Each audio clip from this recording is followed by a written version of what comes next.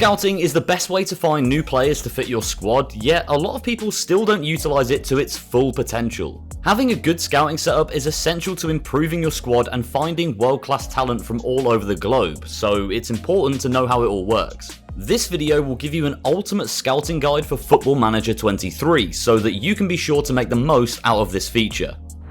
The first thing you'll want to do when setting up your scouting system is to click on the Staff tab and then go over to Staff Shortlist. From here you can click Recruitment Team and then you can look at all of the scouts that are currently employed by your club. If you click on them individually, you'll be able to see their ratings, and down here are the two that you want to look at, judging player ability and judging player potential. Now for a team like Manchester City, who I'm playing as at the minute, 9 and 8 would have been awful, but if it's anywhere above 16, then that's pretty good. Also on this staff shortlist, you'll have a little box here that shows you how many scouts you have compared to how many you can have. So as you can see, I'm currently employing 15 scouts and my maximum is 16. Alongside being capped at how many scouts you can actually sign, you also have a scouting budget located here at the top. So if you have a few more scouting positions to fill and you're already spending near your max of the scouting budget, then you can always come here and adjust it accordingly. So now you've had a look at your list of scouts and you want to add some more into your team, here are a few suggestions of unemployed scouts that you can go out and get immediately. So the first one is Jim Lawler, and he's got 20 judging player ability and 20 judging player potential. He's also got 15 adaptability, which is pretty solid, and I'll talk more about that later on. The second one is Wolfgang Grob, who's actually signed for Hoffenheim on my save, but he's got judging player ability 18 and judging player potential 19. Another one you can look at is the legend David Trezeguet, who has great stats on FM23. He's got 18 judging player ability, 19 judging player potential, and 18 adaptability. And then finally we have Jorge Gomez, who's actually signed for Valencia on my save, but he's got judging player ability 19 and judging player potential 19 as well. He's also got extensive knowledge of Brazil and marginal knowledge of Argentina, which will come in very handy a little bit later on. We have an even more extensive list of unemployed scouts over on the article that we wrote about this topic, so go and check that out on DiamondLobby.com, I'll link it in the description below.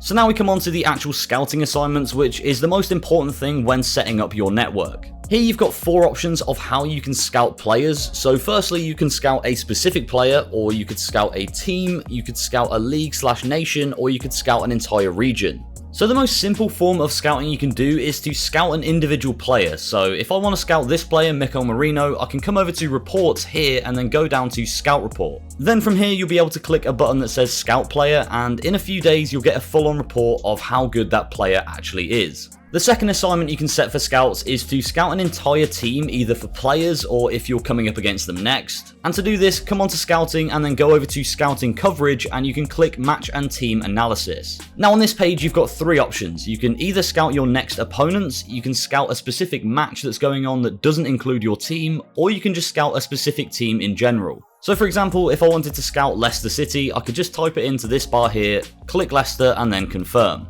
However, if scouting an entire team isn't quite broad enough for you, you can come over to Scouting Assignments under Scouting Coverage and actually select them to scout an entire league. So say I took Gary Worthington for example, I could click on his name and then create a focus. And inside here I have a whole bunch of options to select. Then if you want to scout a specific league, you can go onto areas down here and then this drop down box will allow you to filter by competitions. So for example, I'm going to scout the Sky Bet Championship for a player aged between 15 and 23 with a current ability of 2 and a potential ability of 5. Then you could uncheck this box that says any position from tactic and actually select which positions your scout will be looking for. Once that's done, it's important to look at your assigned scout and assigned analyst for each of your focuses. Say you're scouting Ligue 1 and you really need a first team quality player, you want to send your best scout out there to go and have a look. And much the same, you want to put your best analyst out there as well so you get the most in-depth reports on each of the players. Now in previous Football Managers, it was really overpowered to go and send a scout to an entire region and for them to just bring back a bunch of wonder kids. However, since they nerfed that quite a lot, this is the best way to go about doing it. When you choose a specific area to scout, you want to go into nations and not regions. So say you wanted to scout South America, you'd go and choose 3 or 4 countries from that region and scout them specifically instead.